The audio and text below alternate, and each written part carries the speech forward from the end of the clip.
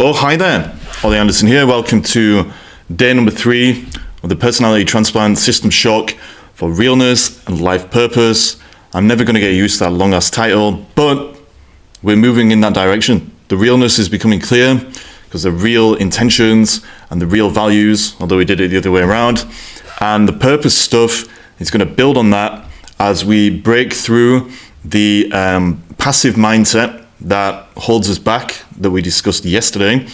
And now today, on day 3 of the course, we're going to be talking about this concept of flux, the idea that life, when it's real, is constantly moving, is constantly changing, and the passive mindset that we talked about yesterday, which basically rests on the illusion of stasis, is a symptom of some deeper issues, which is our relationship with ourselves.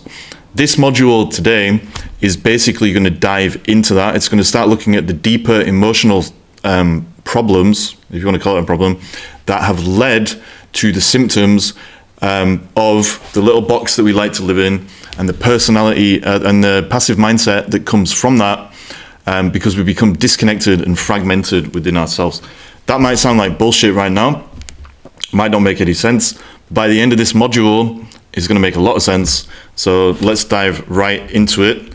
I'm going to start, as per usual, pimping out my own book, Personal Revolutions, A Short Course in Realness. This is a quote from there about the flux thing. Nothing is static. Everything is fluid. That includes you, yourself, and everything in the world around you. You, again, been in scare quotes because it's referring to this little box, the ego, the self-image, the personality that we are working to transplant as we go through this process. Transplant meaning that we're going to replace it with something more real. Ultimately, this is building on what we've already said. So the first day, we said we're going to be dead. Okay, that means our time, energy, and attention are really important. But it also means, if we're dying, that things keep changing, that things keep moving. And so if we want to be real, we need to align ourselves with that movement in human experience. Basically, because we're in these bodies and we have to live according to the laws of physics because we're in physical bodies, then time, space, and causality basically affect everything that we do. And because time, space, and causality, i.e. moving through time, being positioned in space, and living according to the laws of cause and effect, causality, because those rules apply to us, it means that everything is constantly changing, and we have to work with that. And if we don't, well, it means that we're actually resisting because of the box that we've built, because that is the only point of reference that we have that can cause us to resist change in the first place. And actually, because resistance to reality is the main problem in all of our lives, that idea that flux is not real is what is responsible for most of the issues. So we're going to work with that in this chapter, in this module, whilst digging more deeply into the underlying emotional stuff that causes us to want to deny reality in the first place. Here's some stuff that you need to be aware of in relation to this whole concept. We're going to get a little bit philosophical here. I'm going to try not to get too esoteric or erudite or any of those fancy words for being pretentiously off the wall. I'm going to try and keep bringing it back to the main issue, which has been real. But some of this stuff is a little bit philosophical because we need to understand the nature of reality, which sounds, super deep, in order to move forward with this stuff. So the first thing that you need to be aware of, awareness, acceptance, action, in this module, is that the nature of reality is unchanging as a whole, but constantly changes in our experience as fragments of that whole. That is quite a big thing to say at the start of the module. Basically, all it means is that there's this distinction in life that we've already kind of alluded to or talked about a little bit in earlier parts of this course, where we were either looking at everything in terms of wholeness or we're looking at it in terms of fragments. And my contention, and based on my experience, is that everything in the universe, everything in life, everything in reality, when we step out of our perception, not that I'm constantly stepping out of my own perception, but when we have these little moments, which we're going to talk about, where you kind of get a taste of something bigger than yourself, or when you basically remove yourself from your own interpretations of life, you step back from them. When you step away from all of the fragments that make human experience, it's kind of clear, not that you can really prove it, that everything is just connected. Everything is whole. Everything is part of just one undulating mass of relationships that are all relating to themselves. And that is the nature of reality. Connectedness, the unified field of consciousness, or whatever you want to call it, that is the truth about life.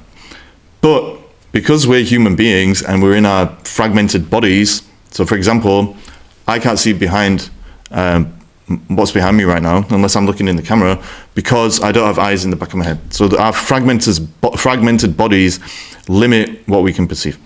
And because we're constantly in our bodies and we think according to the nature of our bodies, we tend to fragment everything and divide everything and disconnect ourselves from the whole.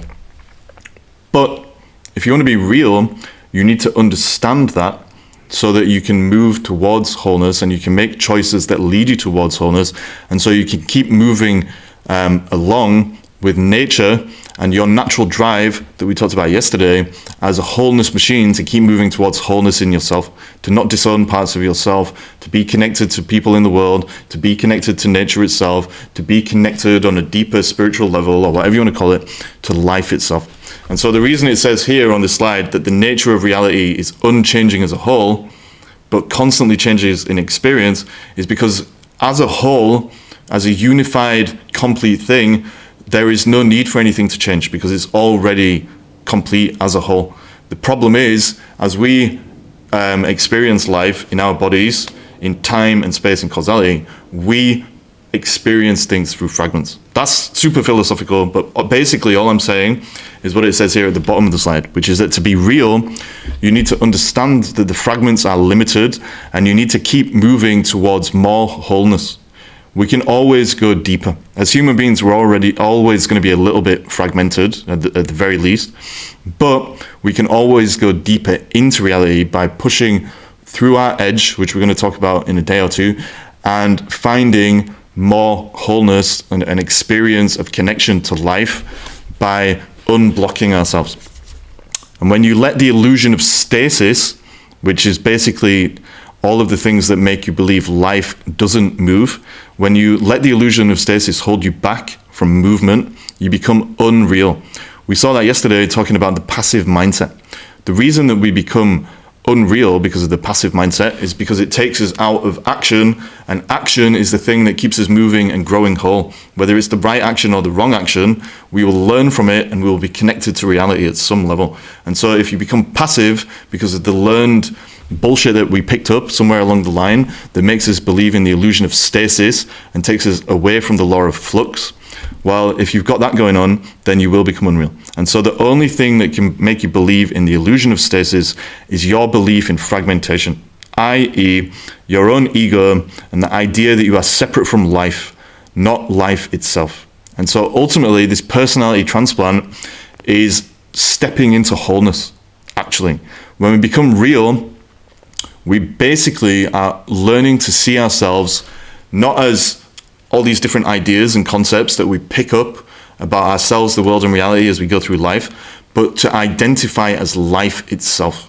And that is one of those things that I'm saying that might sound like complete horseshit right now, but hopefully as we keep going through this course, it will make more sense to you and you'll understand that in the context of your life, you've already kind of experienced this stuff, and it's just about reframing the way you see things so you can identify as life and your experience of it rather than your perceptions and interpretations of it. We're going to cover this stuff more.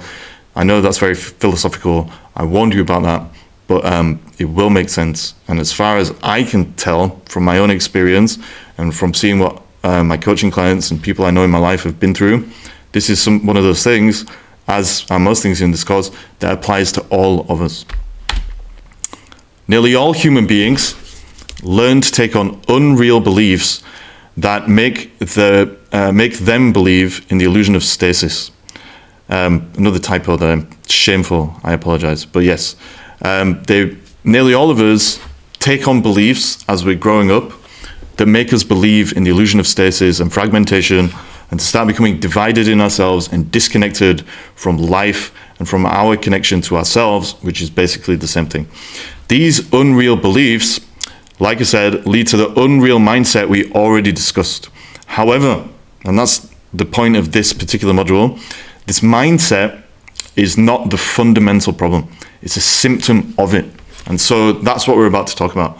But you need to really understand that distinction between the symptoms and the fundamental problem. Because a lot of the time when people are running around out there trying to change their lives, they're only dealing with the symptoms. It's rearranging the furniture on the Titanic whilst it's sinking, because you're just dealing with the surface level stuff, not the actual problem. And the actual problem is almost always, for all of us, shame, guilt, and trauma, and underlying emotional bullshit that causes us to hesitate, to create a fake version of ourselves, the personality that I keep creating this little box around myself to demonstrate. And that is the main thing that screws up our lives and causes us to feel unreal and to not thrive as much as we could. The real cause, then, of the unreal passive mindset that we talked about yesterday is that you've been conditioned. It's a learned thing, like we said. All this unreal stuff is learned. It comes from the outside, and it's something we take on board, and it stops us living from the inside out. So yeah, the real cause of the unreal passive mindset is that you've been conditioned to stop trusting and believing in yourself because of shame, guilt, and trauma. Those two words, trust and believe, super important. When we're real, it means we're accepting who we are. And when you accept who you are, of course you trust and believe in yourself. And then you're not going to be overthinking everything. You're going to be going out into the world and taking the actions that you need to take because you trust that you can do whatever it takes as you keep learning from reality, as new information comes into the picture as you move forward. But you also believe that what you're doing is possible because you know that things are quite likely to work out. They might not work out, but even if they don't, you'll be okay. But you've got that belief that allows you to set off on the journey and start doing what you need to do. And the only things that stop you having that are the conditioning that we've talked about and the effect of that conditioning on your emotional relationship with yourself. Your underlying emotional stuff has caused you to put on a mask that made you act like somebody or something else. You've been wearing this mask for so long that you forgot you were wearing it. And so this is the self-image thing again. We become shamed as we're younger, and it doesn't have to be like an evil plot against us. It can be just over some small thing. Like maybe when you were a kid, you were playing football and I don't know, you took a shot at the goal or something, you missed, the other kids laughed at you, made you feel bad, and ever since then, you've been basically hiding parts of yourself because you felt so ashamed, and so you created the box. It doesn't have to be a big thing, but we all pick this stuff up, and unless you're aware of it, it's probably still affecting you now. Let's take a quick look, and I'll try and be quick with it, but a quick look at average human lives and the story of human beings as a whole, so we can see where we fit into this context and how we became fragmented, how we became disconnected from this feeling of wholeness that I spoke about at the start of this module. So this is an incredibly abridged version of universal human history. It's obviously a generalized thing, but in general, because it's generalized, it applies to all of us, right? So this is the story that we have been told. And apparently, if you look around you, it makes sense. So the universe, at some stage, exploded into being. Nobody knows why. So many people spend their whole lives arguing about why. Was it God? Was it the Big Bang? Nobody can really tell you, the exact reason behind it, but they both agree, boom, the universe came into being, and here we are. So yeah, the universe explodes into being. Nobody really knows why or how, but it doesn't matter anyway. All we know is, that we've got what we've got, and that's enough to work with. After that Big Bang, or God saying, let there be whatever, everything shattered into physical fragments. So we've gone from wholeness to fragmentation. No matter what philosophical, religious, whatever point of view you come from, most people on the planet are basically agreeing with that. Wholeness to fragmentation. Because of that fragmentation, that division of the whole, we got to a state where life eventually evolved over millions of years. We crawled out of the primordial soup and blah, blah, blah. Long story short, we now have biology, fragmented creatures, which were caused by different entities battling it out because of the fragmented nature of life. And then they crawled out of the earth, crawled out of the primordial soup, the ocean, and we're still basically carrying on that pattern of being fragmented. So yeah, fragmented life forms begin to fight for limited resources against other fragmented life forms. The nature of life here on Earth is to be fragmented, like I'm saying. We're in fragmented bodies, fragmented perception, fragmented interpretations about life if we're human beings. And it's just part of this process where everything's just in conflict with everything else, everything's feeding. Conflicts and fragmentation are part of the stuff that we have to accept about being here as a human being, and we have to work with it so we can keep growing back towards wholeness, which is more real. Somehow language evolves. So from the perspective of a human being, language evolved, and then we start thinking in our heads and we realize, okay, we create a little self-image for ourselves and start telling ourselves a story about how we're separate from other people. And so this illusion of separation basically comes about because of language or whatever it was. We use this language to analyze everything. Okay, but the language is a reflection of the fragmented beings that we are. And so language it becomes a tool to separate everything and to conceptualize everything and to compartmentalize and fragment and divide and create symbols and to just take this idea of fragmentation to like a super heightened degree. And so again, because this idea, the linguistic stuff is in our head, fragmentation now works on two levels. We've got the fragmentation at the level of our bodies, but we start to think in that fragmented way as well. And it's useful. It's helped us to build things and to learn to be distinctive in the way that we think, to separate different concepts and to learn and blah, blah, blah. But it's just a tool. It's not reality itself. Eventually, we think the language is real. So this barrier that we put between ourselves and whatever's out there, reality, because of our interpretations and the linguistic tools that we have to make those interpretations, basically starts to make us believe that what we interpret and perceive is the truth. But actually it's not. So all that fragmentation that we see out there in the world is just a product of the way that we perceive and think. And you need to understand that, because this is part of growing real, is stepping away from those illusions of perception and interpretation. That's not real life. It's just the way we think projected out into the world, because since the Big Bang, we have become fragmented and we think in this fragmented way. And I know this is super philosophical, but it's true. We develop, as a result of all this, something called an identity, which is basically a set of concepts and ideas that we attach to because they help us to define ourselves in an ultimately chaotic universe. So there's all this chaos out there in the world. We create this little box for ourselves based on the fact that we're fragmented creatures and that we think in this fragmented linguistic way. We use those tools to create this little box that I keep talking about, the ego, the personality. And the point of all this is that that box is just the end result of this process we've been through over thousands and millions of years, where things were once whole, they became increasingly more fragmented. Then we added this extra level of perception and interpretation through linguistic thinking and speaking and all this kind of stuff, and we created an identity for ourselves. And because we usually, as human beings, do not step back from that, we just filter everything through the personality, through the ego, through the self-image, whatever you want to call it, and we think that we are that.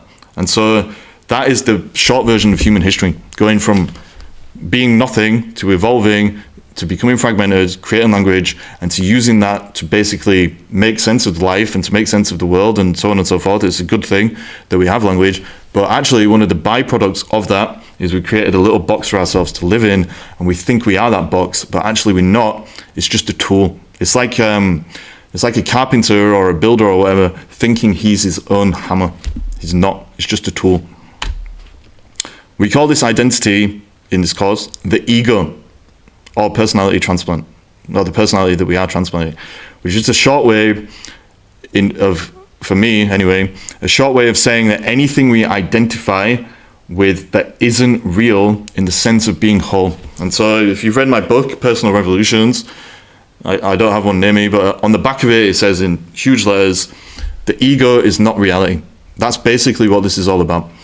Because we've been through this process of becoming divided over millions of years and thinking that the end result of this fragmentation and division is what we are, because of all that, we have a lot of issues individually and collectively that basically are just pointing back to the fact, or stemming back to the fact that we believe that things about us that are not real, because they're fragmented, and what is real is actually whole.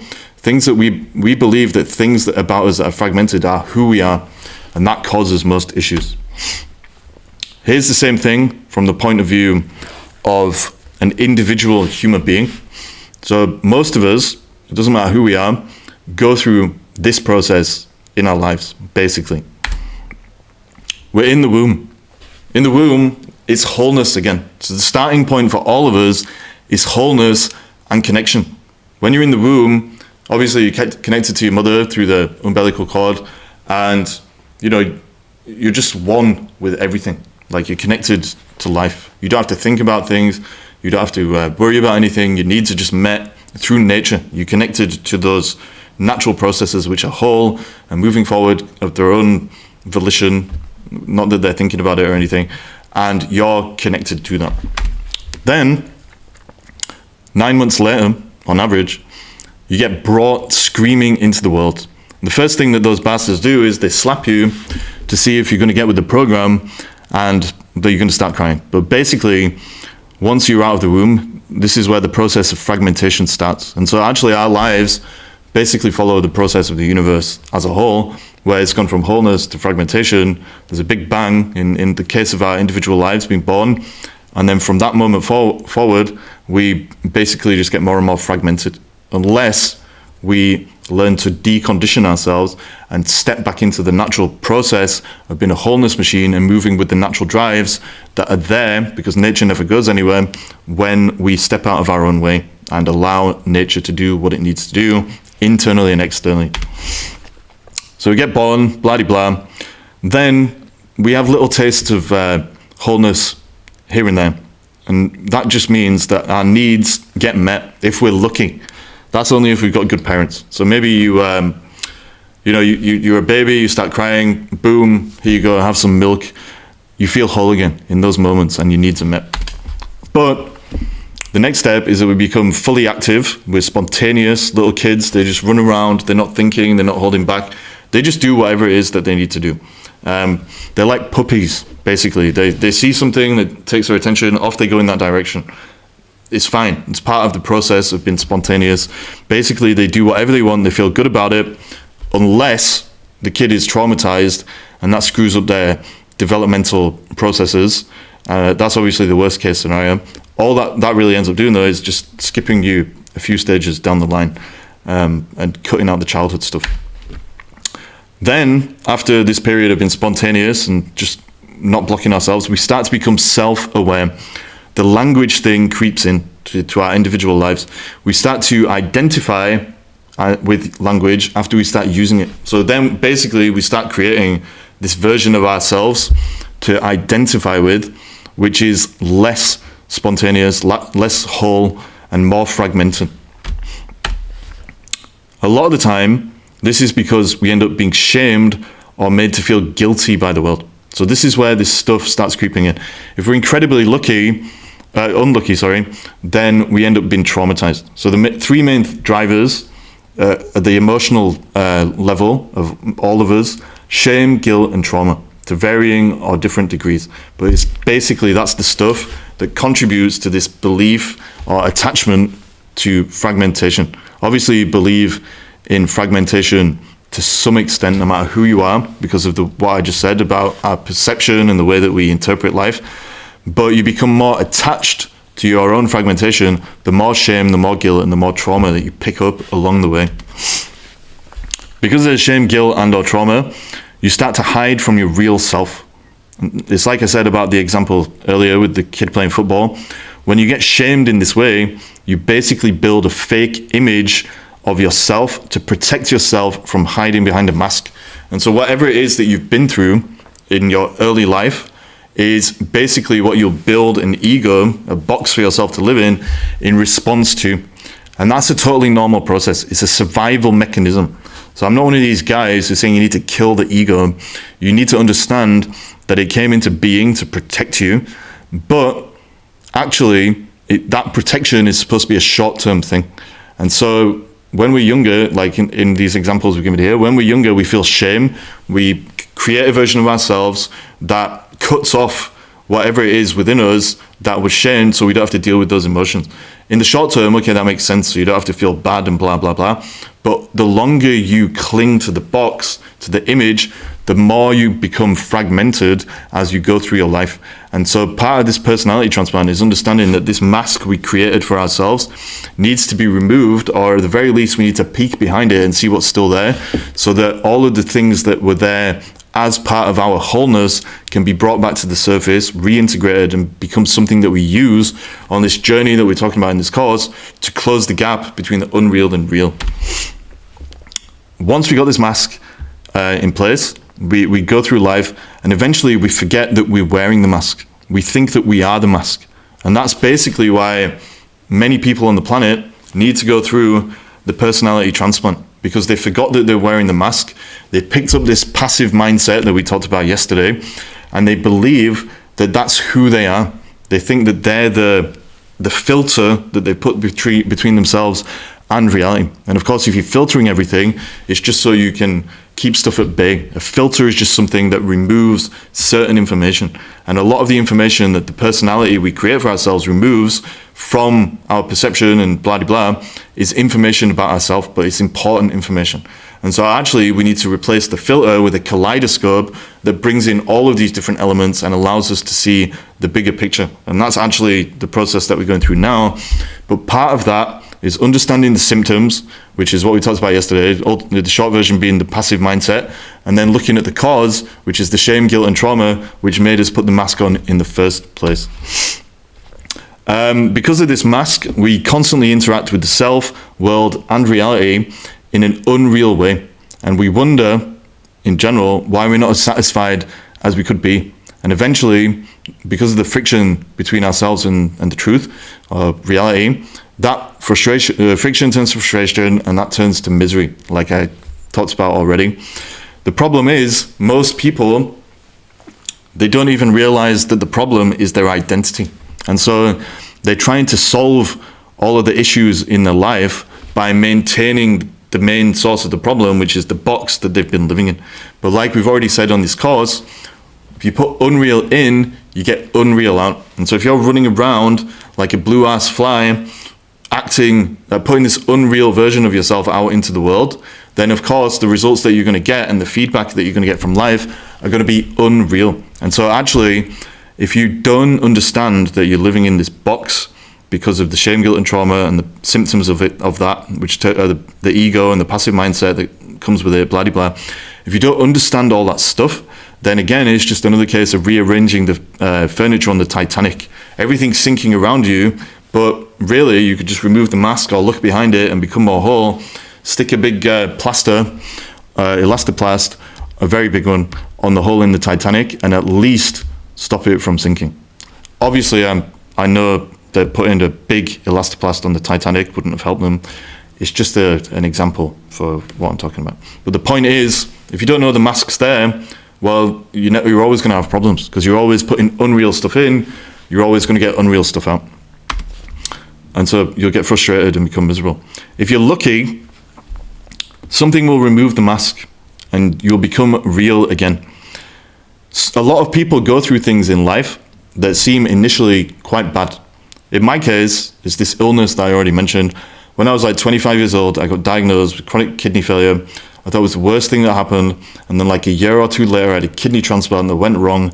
and it nearly killed me. And then I thought that was the worst thing that happened. But during that process of going through the healing mentally and physically after that series of events, I realized, okay, it's actually a blessing, because I lost the mask during that process.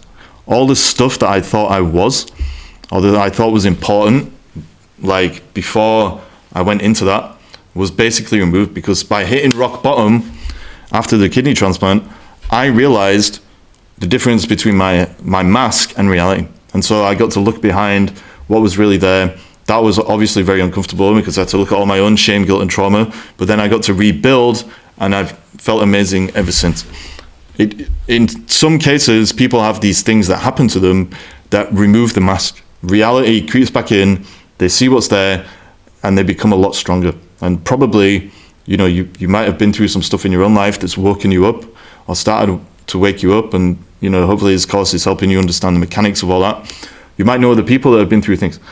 But in general, unless something really bad happens to you, or something super good in some cases that wakes you up and shows you the truth about life, you're just going to run around filtering everything through the filter of ego, like we talked about, and becoming more frustrated and more miserable, because you don't know what the problem is. Of course, some people put themselves on the spiritual path, which does the same thing.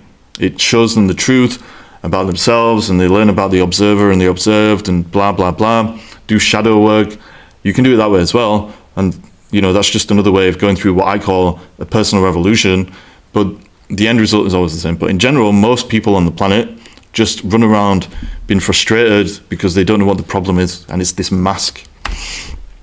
If you're unlucky, in this example, then the human being keeps fighting to keep the mask in place and dies embittered and restless. So either something bad happens to you, or you start working on yourself, and you take the mask off, you see what's behind it, you do the shadow work, you bring all these parts of yourself that hide behind the mask back to the surface, and then you feel real, and you become whole again, or more whole, and you live a good life, and then you die.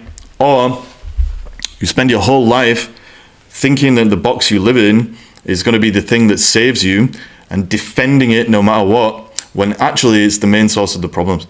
And actually, a lot of people spend their lives doing that. They're the unlucky ones, in my opinion.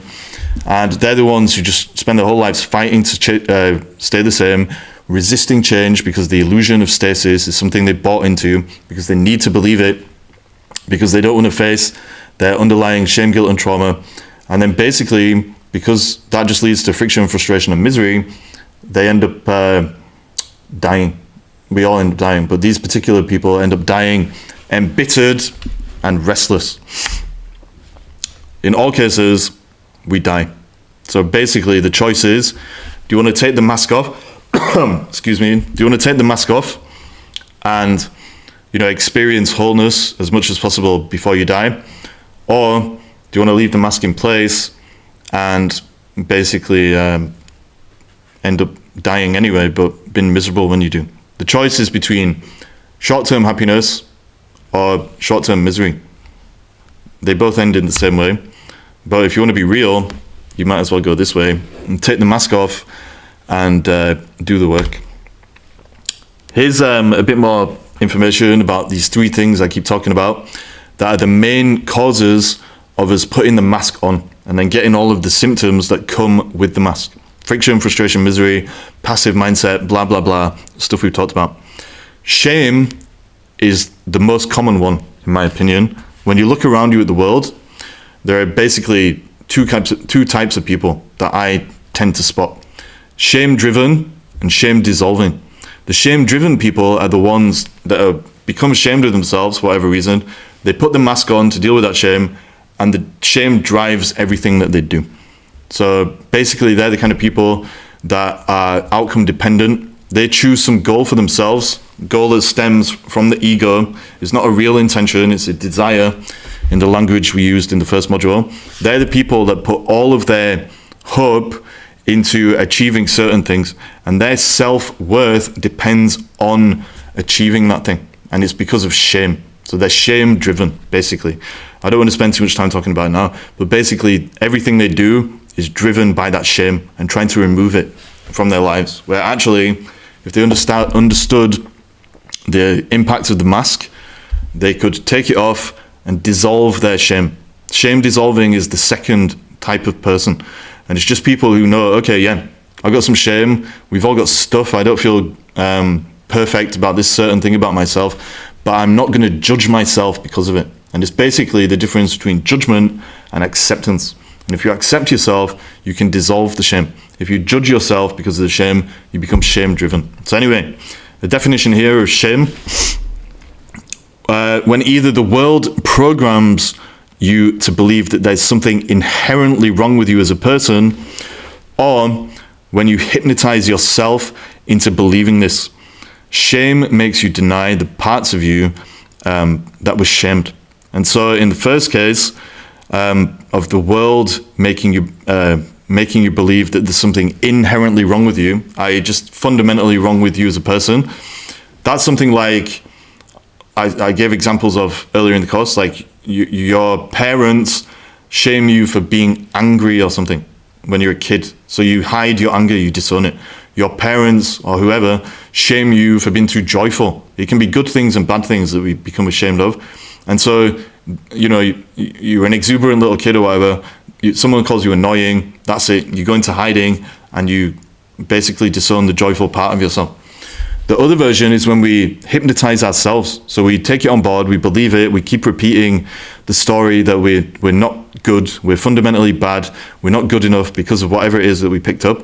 Or in other cases, it's because of what I said, like with the football game. Something happens, it can be something really small. Maybe when you're a kid, you drop your ice cream on the floor and you're disappointed and you start beating yourself up. God, I'm so stupid dropping my ice cream, blah, blah, blah. That can affect you in adult life. It sounds stupid, but for kids, little things are big things. But the point is, you either pick it up from the outside world or you get some story in your head and you hypnotize yourself with it, and it causes you to disown parts of yourself that are either good or bad and to start becoming fragmented because of the linguistic bullshit thoughts and beliefs that you've picked up.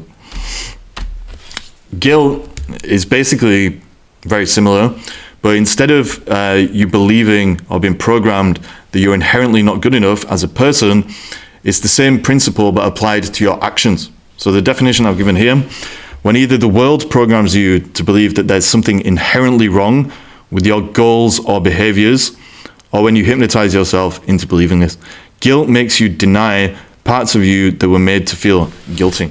And so basically, if you have a goal to do something, people might make you feel guilty for it. And if you don't understand that the real you is beyond reproach, basically, then you're going to take on that guilt and it's going to affect your relationship with your true desires and your true values, true intentions and true values and all the stuff that we've already talked about. So if you have this true intention to, I don't know, build your own house or whatever, it's just an example, and somebody makes you feel guilty for that, and then you cave and you don't do it, then all those intentions and dreams and whatever else you've got are going to be buried beneath you. That was some weird charade stuff that I did there with my hands, but basically I'm saying it gets buried deep down beneath you. Trauma is the most extreme thing that can happen to you, obviously, but it's basically, in the relation to all this stuff, it's just when the world makes you feel so powerless in the face of outside forces that you deny your power completely. So when you get traumatized, you basically freeze, you can't do anything because of whatever's going on, but you're still aware of whatever it is that's traumatizing you in that moment. And so because you've frozen and you can't do anything, you basically end up, because of trauma after the event is over, reliving it in your head, but also denying your own power because you felt powerless. You convince yourself that the power is not there because of the trauma, and it gets buried deep down. And so in the most extreme cases, trauma affects people more deeply, but it's the same structure, the same principles, but just with the volume turned way up, but more deeply than shame or guilt. But it's all the same stuff. It basically makes you disown who you are, start fragmenting yourself, creating stories and ideas and thoughts and beliefs that cause you to send parts of yourself into hiding, and you become basically more attached to the mask to keep these feelings, shame, guilt, and trauma at bay. It's all, the mask exists purely so you don't have to feel those feelings. And so actually the solution is to take off the mask, see those feelings are there, and then learn to feel them. And then all of the symptoms of having the mask on, like the passive mindset, not believing in yourself, blah, blah, blah, blah, blah, will hopefully start to dissolve. And dissolve is the word because it just kind of melts away as you remove the mask and act, feel, and think in alignment with the real you, not the bullshit version. So yeah, as I said, shame, guilt, and trauma all lead to the same thing. The denial of who you really are and the creation of a false version of yourself so that you can avoid these emotions and protect yourself from feeling that pain again. Like I said, it's a protective thing. There's nothing wrong with living in the box, having the ego. You're in it because you've survived whatever it is that you've been through.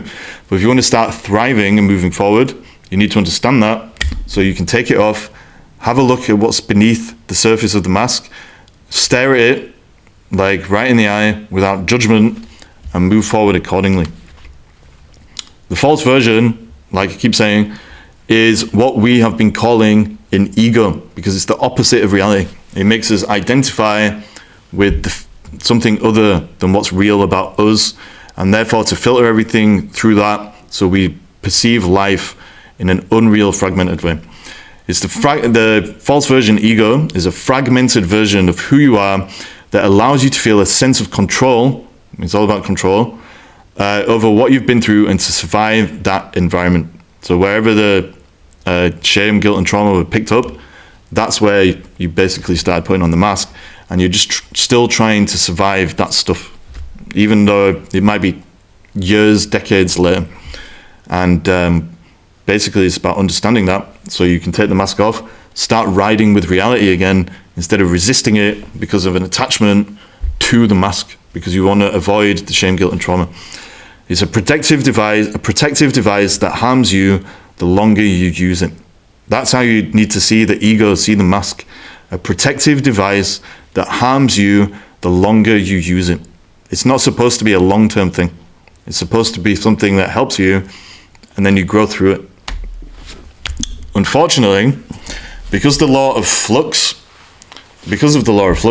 reality keeps changing around you, and so your mask, ego, personality, whatever you want to call it, no longer serves its purpose. So it did serve a purpose, which was to protect you in the short term from this emotional stuff. But now that whatever caused that emotional stuff has gone, it's actually redundant. And so it doesn't have a purpose. And it becomes harmful because it holds you back from life and from crossing the gap and from growing real and all that stuff. So yeah, in fact, it just holds you back from life because it keeps you in the passive, unreal mindset that we talked about yesterday and prevents you from acting and living and being in a real way. And if you want to get back to being real, feeling like life is moving forward, that you're becoming self-actualized, that you're connected to things and that you're flowing and you're growing, you got momentum and you're giving yourself evidence that your potential is real and all this cool stuff. If you want to do that, you need to change your relationship with the mask, which involves looking inside at the shame, guilt, and trauma stuff. All of the parts that you've owned, or disowned, all of the parts of yourself, let me read that again. I had a weird moment. All of the parts of you that become disowned because of shame, guilt, or trauma don't go anywhere because they're real. And what's real about you is always real because it's always whole. And like we said, what's whole is always whole. It's just our perception that divides and fragments it. And so all of these parts of yourself that you've disowned because of shame, guilt, or trauma just go into hiding, but still there.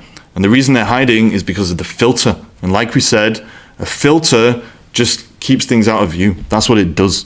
And it's keeping a lot of real, amazing things about you that you've disowned because of shame, guilt, and trauma, is keeping them out of your view. And if you want to grow real and close that gap, then you need to start looking at them again. And basically, the reason they've gone into hiding is because these parts have become seen as unacceptable. And so you've sent them into your own shadow territory. That's what I call it in my book, Shadow Life. Obviously, the shadow is a concept that is from Jungian psychology, but basically, all of this stuff that you've disowned because of shame, guilt, trauma, your fear about life, whatever it is, all of this stuff that you have deemed unacceptable, that's what it's been deemed as being. All of that stuff, you've just filtered it out of view because of the little box ego thing, and it's still down there, and it's what we call in psychology, whatever, is the shadow self. Your shadow self is just all that stuff that you have said, right, this is unacceptable, I'm going to try and live without it, and I'm going to identify it as this thing, this illusory version of myself that doesn't have any of those things there. But the thing is, of course, they never go anywhere.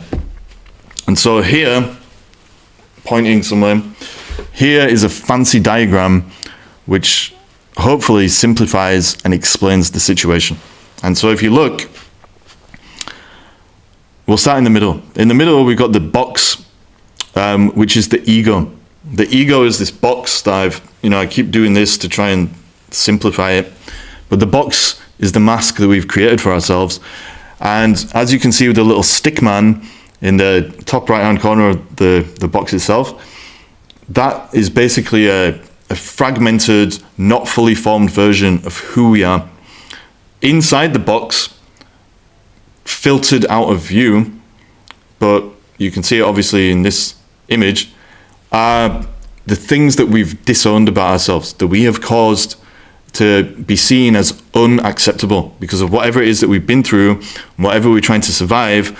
And so because of that survival instinct, we've disowned them. And so that's the shadow, which is represented by this shadowy figure. And then there's also inner child stuff. Our inner child is just the version of us when we were a little kid that had certain needs. It was spontaneous, it was running around, it was doing all these things that kids need. Those needs weren't always met. And so we basically disowned the needs. And so, for the sake of simplicity, we can call all that stuff the shadow self, but there is an element where there's your inner child as well. But anyway, so there's your inner child, there's your shadow self, which are all going to be one thing as I move forward. And your ego is designed to keep them at bay, to filter them out of your experience. And then beyond all that, if you can learn to bring the shadow self back to the surface and to realize that these things that you've disowned and called unacceptable because of shame, guilt, and trauma are not something to be ashamed of or not something to feel guilty about, are not to be fragmented and filtered out of existence.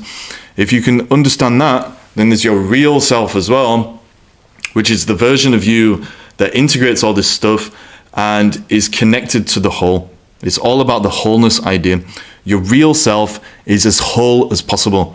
And I put it in a circle on this diagram because we're always going to be a little bit fragmented because we're in physical bodies and blah, blah, blah. But the more real you become, the more whole you will feel. And so I keep using the statue of David as an example of this in these presentation slides. But basically, it's the version of us that's fully formed, or as fully formed as possible. It's bringing all these different elements together, and it doesn't have the box breaking off different little parts of ourselves. So ideally, it would kind of look like this. So it's all just one system where all of these different parts of us are unified and that we're whole and we're just part of wholeness. So you don't need the box. You need to just embrace all these different parts of yourself and understand how they fit together like a kaleidoscope, like I said, instead of a filter. And this is what we're moving towards with the personality transplant. No longer feeling ashamed of ourselves, no longer feeling guilty about the real things that we want to do, not hiding everything, bringing it all together and understanding that this box, and there always is a box, but understanding that this box is just a tool. It's not life itself. It's just something that we filter life through to make it more palatable or more easy to digest and understand and deal with. Your ego, the box, and your shadow are in constant conflict. This is something, again, from the book Shadow Life, Freedom from Bullshit and an Unreal World. But your ego and your shadow are in constant conflict as your ego wants, it doesn't really want anything, it's just an instinctual thing. But anyway, wants you to stay fragmented, but your shadow wants you to be whole again. And so actually, this is where things get quite interesting. You've got the little box, which is represented by the stick man. There's your shadow self, which includes your inner child stuff as well. But there's your shadow self, basically never goes anywhere because it's real, and what's real is always real. And so these two things are in conflict, but you might not be aware of that. But the ego wants to believe in the illusion of stasis. It wants you to stay the same, so you don't have to grow. You can keep the box where it is. You can keep wearing the mask. You don't have to face your shame. You don't have to face your guilt. You don't have to work through your trauma. But all of these things that you've disowned about yourself because of the shame, guilt, and trauma that you don't want to face, all these things that have been put into the shadow territory, which can be good things and bad things, like you keep saying. So it can be joy, passion, blah, blah, blah. As they're the good things, as well as anger, your horniness, whatever it is, things that get labeled as being bad. All of these things are still there. You can't get rid of them because they're part of you. They're real. And so even though you've got the little box, the ego that you've been living in, this shadow stuff keeps calling to you from beneath the surface. You might see signs in life. You might see patterns in life. You might keep getting in situations. You might keep repeating the same scripts again and again and again. That's just your shadow trying to get your attention. And so there's a constant conflict between the two. And you need to understand that if you want to understand the mechanics of what's going on here as you work through this process. What you need to do is to bring the shadow stuff to the surface in a way that isn't too painful for you. So you don't need to bite off more than you can chew, but you need to be aware that there's stuff there that needs to come up if you want to become whole again. And as I keep saying, it's all about the wholeness fragmentation thing. To allow this battle to come to an end and to find wholeness, you basically need to do two things. It's super simple in principle, but doing it is obviously quite difficult. One, you need to manage your ego, your unreal mindset. So you started doing that yesterday in the second day of the module, looking at all this stuff that goes on inside of you that is making you act in a passive way. And it always comes back to the mindset stuff.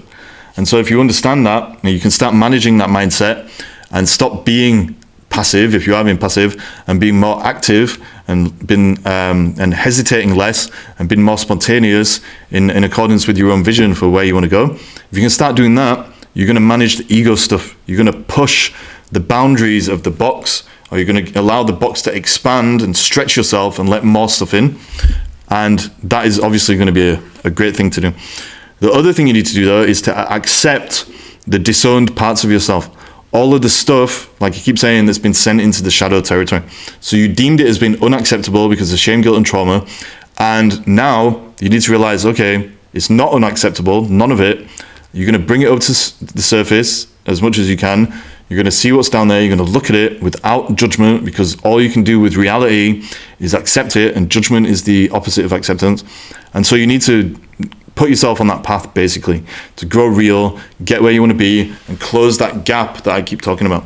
And you do that by doing these two things: managing the ego stuff and the symptoms of the fundamental problem, which is that you've disowned parts of yourself, and you need to re-own them after becoming aware of them, accepting them, and deciding what you're going to do with them by taking action. You need to do that so you can start to become whole again. And this is why all that philosophical crap I said at the start of this isn't actually crap. It's something that's super important. You need to understand about wholeness and fragmentation. And if you disown yourself, or parts of yourself, you're going to become more unreal because you're becoming more fragmented. Here's some stuff that you need to accept as a result of all that stuff that I just said. You need to accept that you have nothing to be ashamed of. Maybe there's a case to be made that some shame that we feel is allowing us to be better people. Because, maybe you do something wrong, you say your girlfriend's bum looks big in that dress or whatever it is, she feels bad, you think, oh my God, I'm going to tell a white lie next time, whatever it is. Sometimes shame's okay, but if it lingers, it's a useless emotion. If shame lingers, it's just this box trying to keep you in it. And so you need to accept that actually when you're real, you have nothing to be ashamed of, because what's real is beyond judgment. Like I said, all you can do with the real stuff is accept it. And anytime you start judging in terms of good or bad, well, that's unreal. And so shame is just a case of saying something is bad, not accepting it, and then working with it. This doesn't mean you do bad things. It just means you accept what you find. And so basically, part of this process is committing to the idea that there is nothing to be ashamed of. You don't need to feel shame. It's the same with guilt. You need to accept you have nothing to feel guilty about. If you want to do something and it's not hurting other people, then there's no need to feel guilty. And even in a lot of the cases where it's hurting other people, it might just be their emotional stuff and it's their shame, guilt, and trauma. And because they're wearing the mask and they're trying to protect it for themselves, that's causing them to judge what you want to do. And so obviously there's all kinds of different dynamics at play. But in general, if you just want to do something, you've got goals for yourself, you want to close that gap that we keep talking about between unreal and real, you don't need to feel guilty for doing that. Guilt is usually just an outside force of some kind trying to control you so that you stay in the mask, because the mask that you've been wearing is allowing other people to get certain benefits. And we'll talk about that a bit more as we go through the course. But in general, right now, as we're looking at this, or starting to look at this shadowy stuff, you need to accept you have nothing to feel guilty about. Because if you do feel guilty, then you are going to disown your true intentions or your true values or whatever it is that we're talking about, and you're not going to do anything with them. And that is just a way of becoming divided and fragmented in yourself. Guilt is a useless emotion if it lingers. Lingering shame and guilt are useless emotions. They are basically just your ego, the box. Maybe I should stop doing this every time I say the word ego, but anyway, they are your ego keeping a hold over you, stopping you from growing real. And so anytime you allow shame and guilt to control you, you're just keeping yourself in this box, which is stopping you from taking the mask off, blah, blah, blah, and becoming whole again. Do you see what I'm saying? It's all about this idea of fragmentation, changing your relationship with your own emotions and stopping you from growing in the way that you need to. You need to accept that you can heal from your trauma if you have any. Like, a lot of people think they have trauma, but they don't. But anyway, it's not up to me to say. But anyway, if you think your trauma is so bad that you'll never heal, then you're always going to be in the box that your trauma put you in. And even though trauma is obviously way more extreme than shame and guilt, and like people can spend their whole lives, trying to get over certain things, in principle, it's the same thing. It's just that the box that trauma puts you in is a lot darker, shall we say, than the box that you're in from shame and guilt. And it might take you a lot longer to find the light, i.e. to start trusting and believing in yourself. But it's the same thing. Once you've seen the box, you can get out of it. And you have to believe that. And trust me, if you don't believe it, so that you can start making progress and moving forward with that stuff. If you don't accept this, like I just said, if you don't believe it's possible, then you're always going to be stuck. And so you have to accept that you can close the gap that this whole course is about closing. You have to accept that you can close the gap and that you can move forward and you can get results, or you never will. And again, it might be hard for some of you, but it goes back to the passive mindset we talked about yesterday. If you don't believe that it's possible to make the changes in life that you want to make, then you never will make them, because the belief and acknowledging the possibility is always the first step. And if you don't believe that it is possible to change your life, probably, based on what we're saying here in this module, there's some shame, guilt, and trauma stuff going on, and you need to look into it and ask yourself, why don't I believe it's possible? Is it shame in the sense that you've picked up some belief that you're not good enough to make it happen? Is it guilt in the sense that you feel too guilty to start taking those actions and closing the gap? Is it trauma? You've given up on yourself because you've lost or disowned your own power. It could be anything, but probably if you don't believe it's possible for you to change your life, some of that stuff is going on. The second step, the first one being managing the ego stuff, seeing how the box shows up in relation to shame, guilt, and trauma. The second step is learning what qualities, personal qualities, you need to free from your shadow territory to become who you need to be to reach the goals you've already set. So this is where we're starting to turn this into a practical thing. So far in this course, you realize you're going to be dead one day. That's made you value your true values and intentions. So you've looked at what those intentions might be based on your values, and then you've looked at the mindset that is going to unblock you to go out there and take those actions. Now you've looked at the mindset stuff a bit deeper and how shame, guilt, and trauma come into that.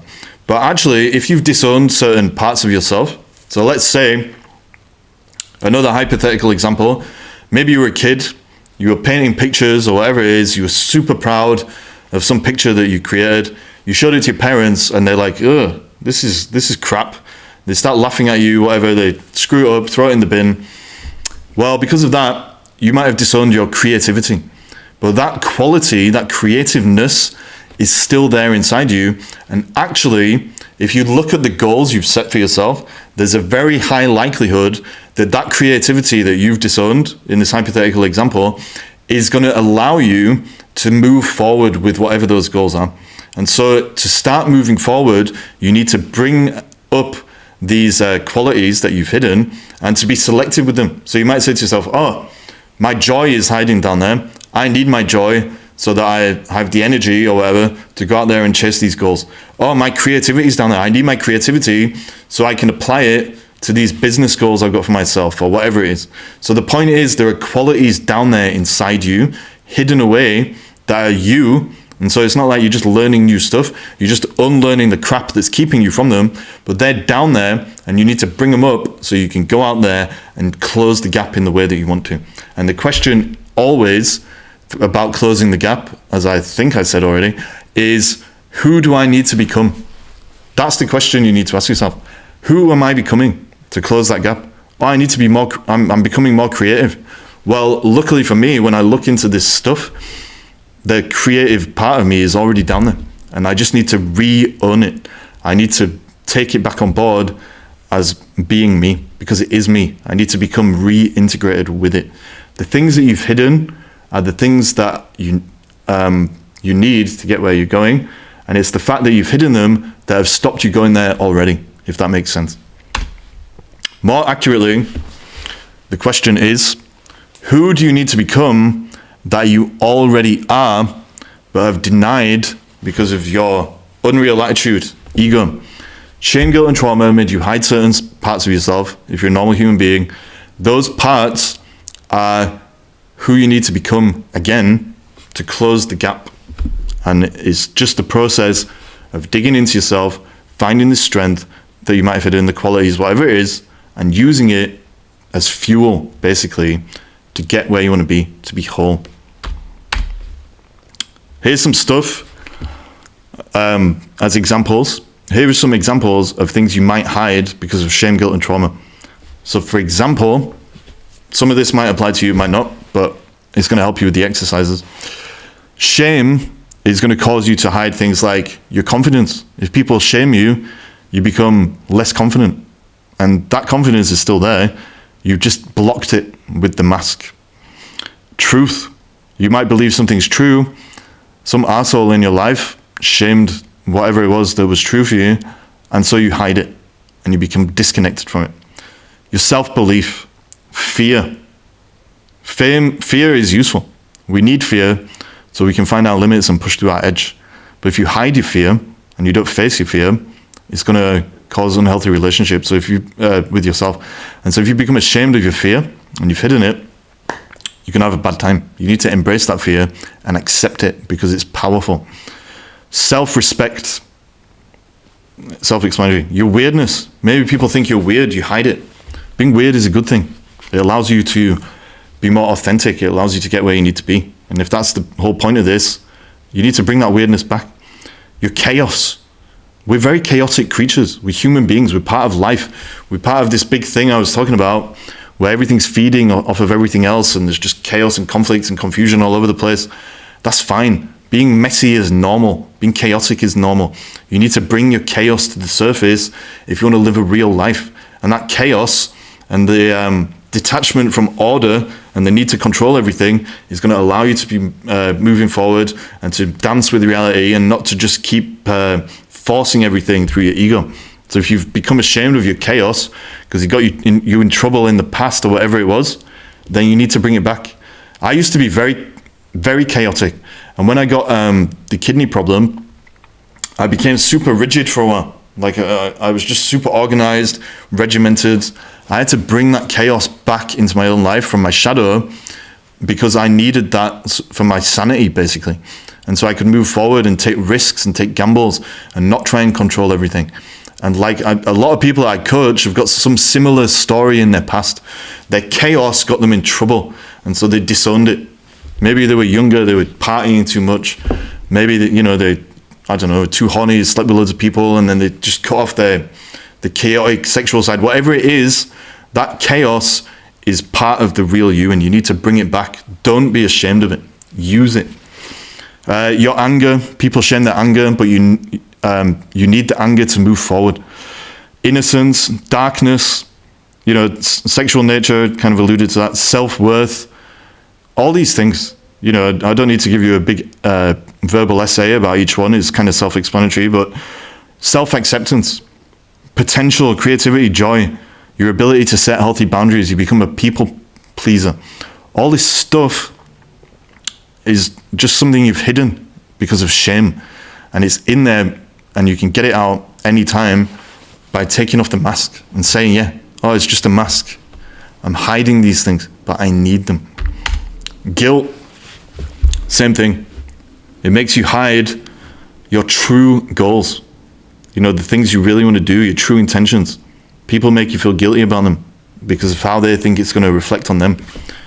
I mean, I had that when I wrote my books. Like people, what do you think you're doing? Who do you think you are? Because of their stuff. And people will try and make you feel guilty if you try and do things that are important to you. But you don't need to feel guilty. You shouldn't hide that stuff from yourself if you want to be real and close the gap. Your true feelings and thoughts, if you think something, you think something. Don't feel guilty. Only feel guilty if you think something awful and you act on it. And even then you shouldn't feel guilty, you should learn from it. Your darkness, okay, we've all got dark sides, but it's what you do with them. You shouldn't feel guilty just for having it. That darkness allows you to be light as well. It's all part of the same process. Your past, how many people feel guilty about their past? If you learn from it, move on. The past made you who you are, and by accepting it, bringing it to the surface and say, right, this is me, you're going to be able to move forward and be stronger and learn the lessons that the past taught you. The past is just a furnace for creating whatever it is that you are now, and we need the past. Otherwise, we don't have a present.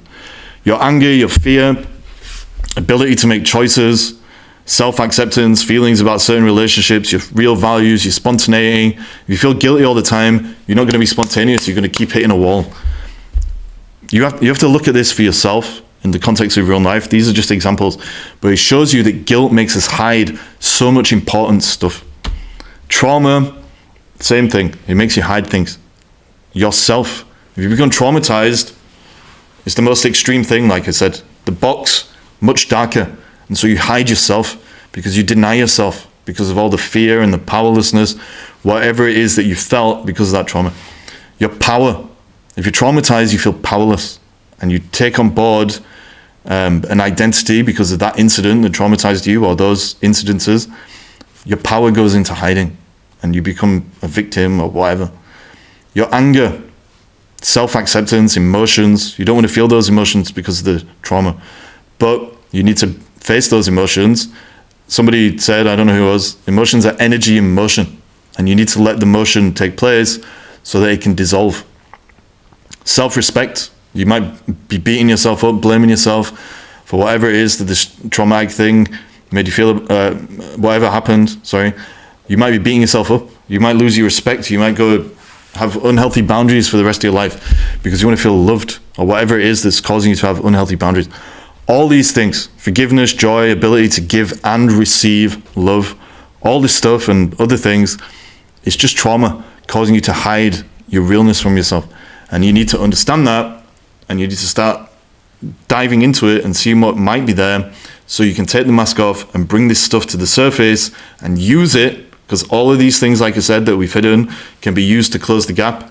You need to do that so you can start being real again. Every single one of these things that you have blocked because of your shame, guilt, and the trauma can be unleashed and allow you to become real again. They reveal the diamonds that will finance your journey home. I don't remember writing that last sentence. That is a very cheesy, poetic way of saying it, but it's true. All this stuff, and I think it's the next slide, all this stuff that you think is shit about you, you've disowned it because you think it's shit in some way. It's actually a diamond. And it's a diamond because when you take this shit and you look at it properly, it turns into the diamond. It turns into the joy, the creativity, the ability to love, the forgiveness, all this amazing stuff. It's there. These diamonds are there, and you just have to go looking for it so you can use them to close the gap. And so, yeah, as cheesy as this sentence is on this slide, this stuff does reveal the diamonds inside you to finance the journey home. You need it if you want to be whole again. And all the shit is diamonds when you look into it. That confidence, so some more examples, that confidence you've been hiding because of shame will give you the belief to get started. So the shame that turned your confidence to shit, well, actually it's still there, the confidence. So you bring it up, it's a diamond that's giving you the belief to get started. That darkness you've been hiding because of shame and guilt is going to allow you to stop feeling anxious or depressed because it removes judgment. And so all these things about you that you think are dark and horrible, you're just judging them.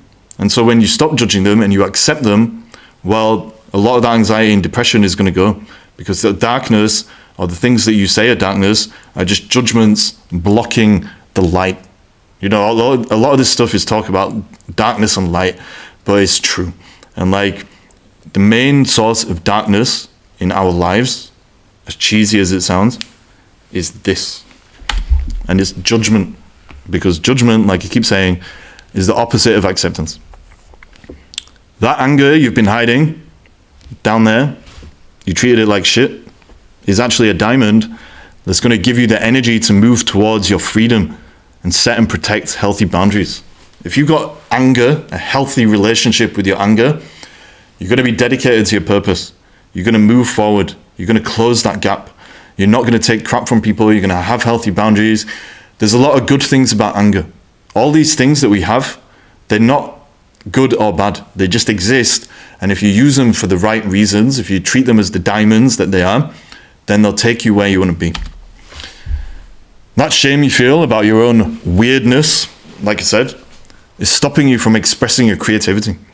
And so if you noticed a weird part of yourself, you judged it, sent it into hiding because it's unacceptable, that being the judgment, well, it's stopping you from being creative, it's stopping you from expressing your truth, it's stopping you from being authentic, whatever it is. The weirdness is a diamond. You treat it like shit, that's what you get. It's a diamond. You're going to get that. That shame you feel about your own fear is stopping you from acting with courage and finding your balls. Whether you're a man or a woman, you can live with balls, which just means that you don't let this stuff, all this external nonsense from the world, stop you from stepping up and being the version of yourself that you know you can become when you bring this stuff to the surface and you work on closing that gap between unreal and real. It takes courage. But courage, as somebody else said, I don't know who, can't remember, might have been some Roman emperor or something. But anyway, courage is not the absence of fear, it's acting despite the fear. And if you can sense your edge, you know where you're stretching yourself, etc., and you work with that, then that's going to take you where you want to be. So again, even fear, it's not something to disown and hide and pretend it's not there. Use it to get real, basically. etc. Yeah, you get the message. Your unreal attitude that we talked about yesterday is a symptom, like I said, of the fact that you disowned your diamonds because you became programmed to think they're shit, basically, and kept hypnotizing yourself to believe it. So whatever happened in the past. you disown certain parts of yourself because of shame, guilt, and trauma. Then you create the box. You keep hypnotizing yourself with unreal thoughts and beliefs to make yourself believe that the box is the truth. So you don't have to face this stuff and go through the process of bringing it back to the surface. And as a product of that, you develop the attitude where you keep blocking yourself and you keep holding yourself back, and you don't get where you want to be, and you have all of the symptoms that come with that: restlessness, anxiety, depression, blah, blah, blah, and the passive mindset that causes you to not take action. That was a lot of information. Here's some of the stuff that I want you to do as part of the awareness, acceptance, action thing for this day 3 stuff. There's going to be a shorter video again, which walks you through the PDF, but basically you need to look at the gap between where you are, where you want to be. Then you need to ask yourself, who do I need to become to get there? So who am I becoming as I close this gap? What qualities do I need to develop? Basically, what qualities and skills and so on and so forth am I needing to bring up from the surface of myself that are going to allow me to get where I want to be? That's what the homework is going to be about. You need to look at shame, guilt, and trauma, obviously, around this stuff. See what diamonds are there, how you can use these diamonds. You need to figure out what you've disowned, but also what you're trying to develop, and see if there's overlap between the two.